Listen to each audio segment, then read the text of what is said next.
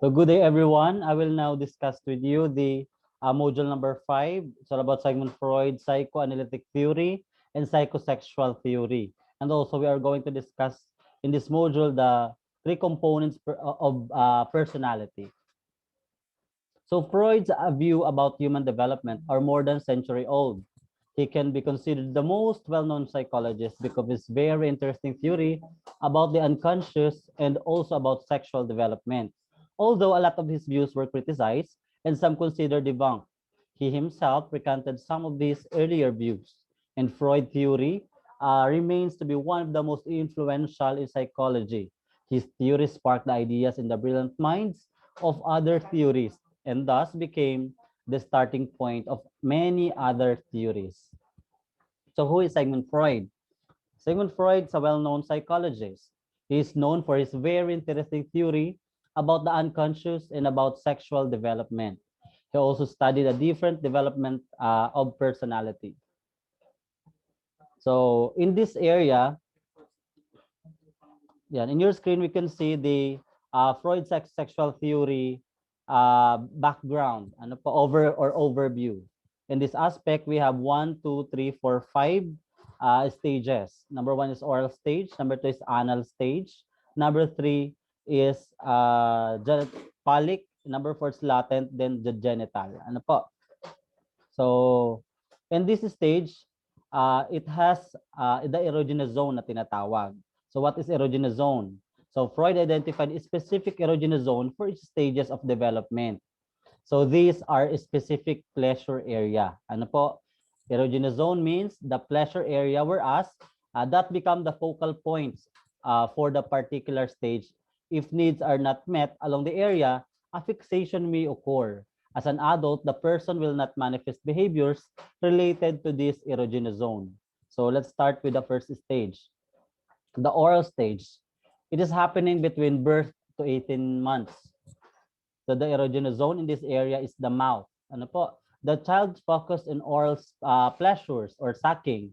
Too much or too little satisfaction can lead to an oral fixation or oral personality, which is show in an increased focus on oral activities. This type of personality may be oral receptive, that is have a strong tendency to smoke, to drink alcohol, overeat, oral aggressiveness, bite his or her nails, yan, use cursed words or even gossips. Ano po? If they are fixated, the person may become too dependent on others, easily fooled and lack of leadership traits. Number 2 is anal stage. So it is happening between 18 months to 3 years of age. So the child's focus of pleasure in this stage is the anus. The child finds satisfaction in eliminating and retaining feces or yung kanyang pupo. In this stage, child must undergo toilet training, wherein it's a bit hard for the parents. For in this stage, the child's favorite word is no, diba? So fixation in this stage can result in being anal retentive or an obsession on cleanliness, perfection, and control. Or oral expulsive, where the person may become messy or disorganized if they are fixated in this stage. Ano po? So there is an advantage and disadvantage or nung pagiging fixated ng isang tao in every stages. So we have the third stage is the phallic. So it is happening between 3 to 6 years of age. The pleasure or erogenous zone in this stage is the genitals. Ano po? So during the preschool age, children become more interested of what makes boys and girls different, or they are looking at why they have their penis and the girl have not ay wala nung ganong organ. So preschooler will sometimes be seen fondling their genitals. Ano po? And boys start to develop sexual desire to their mothers and begin to feel their fathers as rival. So that is called Oedipus complex. In Greek mythology, Oedipus killed his own father and married his mother Jocasta. And psychoanalysts also believe that girls also feel the same feeling with the boys, but this time on their father. This is called the Electra complex naman. Ano po? So affixation to the stage may result to sexual deviances, both overindulging and avoidance, and weak or confused sexual identity according to psychoanalysts. Kapag hindi nila, di sila namit yung ganong, namit yung, we call that, yung stage or yung na nalampasan nila yung fixation during this stage. And latency, it is happening between 6 to puberty. It is during the stage the sexual urge remain repressed. The children's focus is the acquisition of physical and academic skills. Boys usually relate more with boys and girls with girls during this stage. Ano po? So, syempre, nakikipagbarkada yung mga kabataang kalalakihan doon sa mga lalaki din and yung babae doon sa kababaihan. So, the fifth stage and the last stage, where the person focused their pleasure on the genitals. Sexual desire awakened, and the pleasure urge with opposite sex of a person.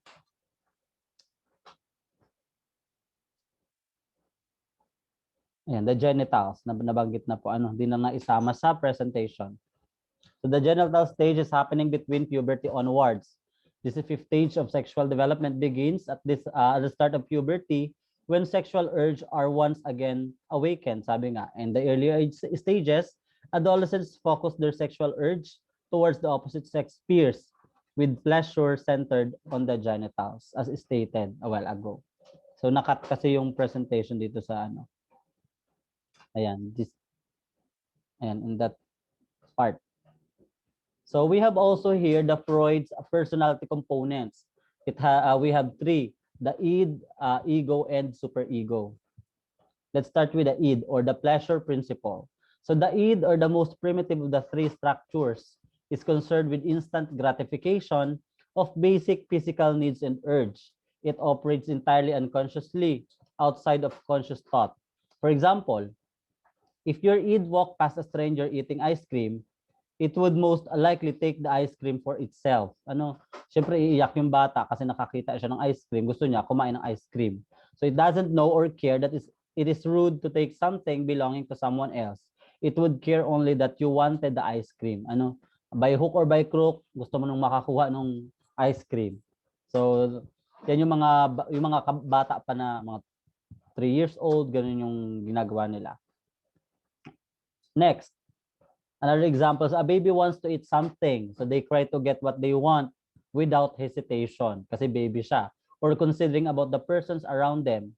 If their diapers are full, it speaks up until his needs to change. Tagang iiyak at iiyak siya kasi kailangan niyang mamit yung gusto niyang mangyari. Ano po? So let's talk about ego or reality principle. So as the baby turns into toddler and then to preschooler, the ego operates with the reality principle.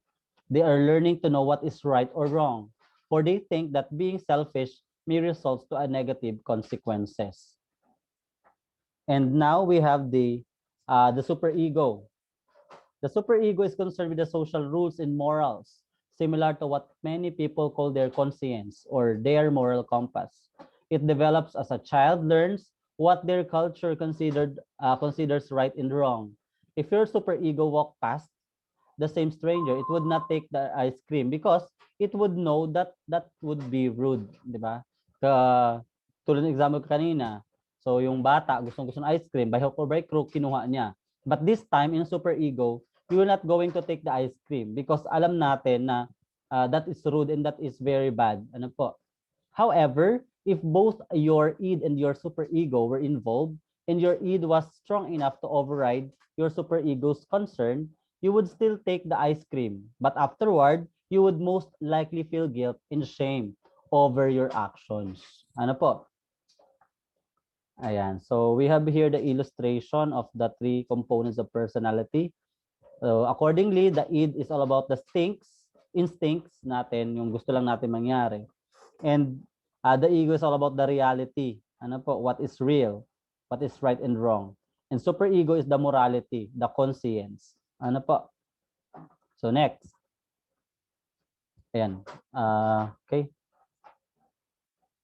So that is the end of module number 5. But still, we are going to insert the the topographical model of personality. The subconscious, unconscious, and tama. Unconscious, conscious, subconscious, and non-conscious.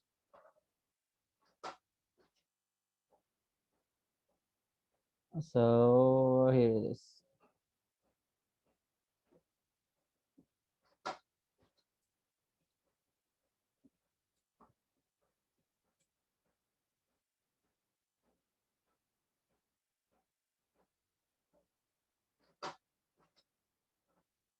Ayan, medyo naglo-loading siya, guys. Ayan, nasaniban siya ng ano, hindi inaakalang mga nilalang.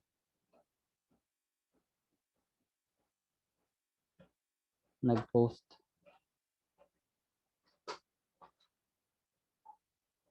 Okay.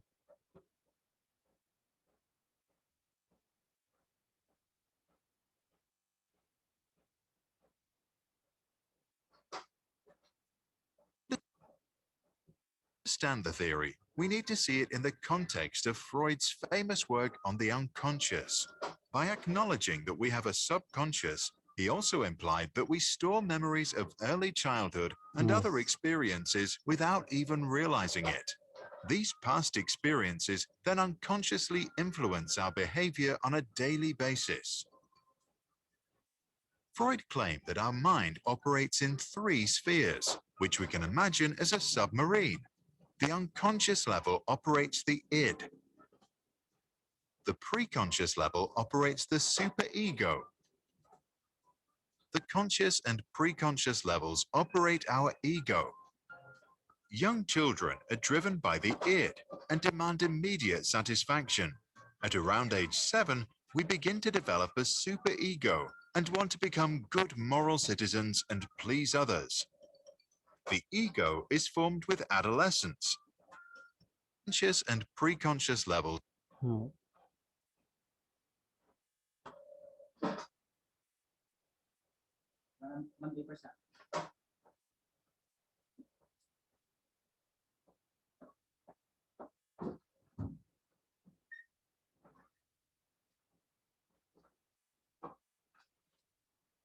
work on the unconscious. By acknowledging that we have a subconscious, he also implied that we store memories of early childhood and other experiences without even realizing it. These past experiences then unconsciously influence our behavior on a daily basis. Freud claimed that our mind operates in 3 spheres, which we can imagine as a submarine. The unconscious level operates the id. And also, accordingly, the unconscious, Freud said that the most what we go through in our lives, the emotions, beliefs, feelings, and impulses deep within are not available to us at a conscious level. He believed that most of what influences us is in our unconscious mind.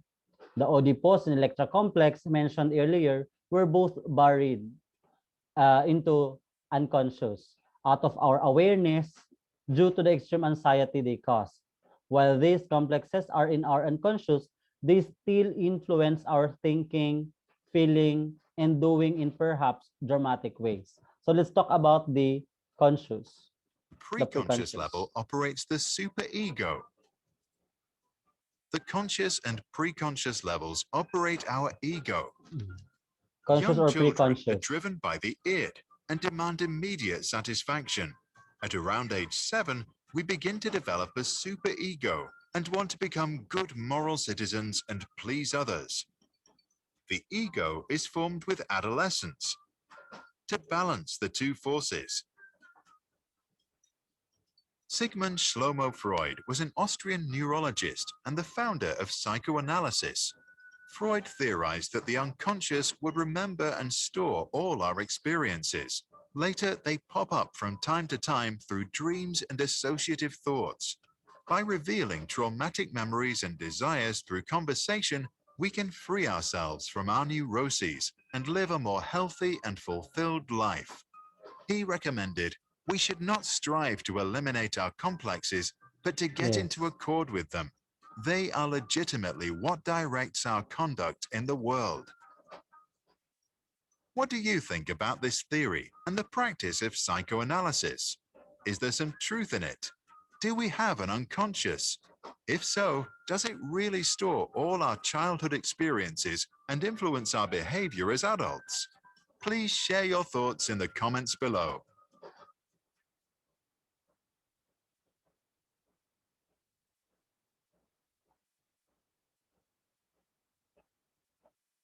So there's the short discussion of topographical model. Ano po? So as additional, loading na siya. As additional in conscious level, ano po? So Freud also said that all that we are aware of is stored in our conscious mind, and our conscious mind only comprises a very small part of who we are. So that in our everyday life, we are only aware of a very small part of what makes up our personality. Most of what we are is hidden and out of reach. And also according to him, in the subconscious mind naman, so it is accordingly nga, the last part is the preconscious or the subconscious. So this is the part of us that we can reach if prompt, but it's not in our active conscious. It's right below the surface, but still hidden, somewhat unless we search for it, such as telephone number, childhood memories, or the name of your best friend is stored in the preconscious. So because the unconscious is so huge and because we are only aware of the very small conscious at any given time, so Freud used the analogy of the iceberg to illustrate it. A big part of the iceberg is hidden beneath the water surface, and the water may represent all that we are not aware of, have not experienced, and has not been made part of our personalities, referred to as the non-conscious. So that is that could be found in your module number 5. Ano po?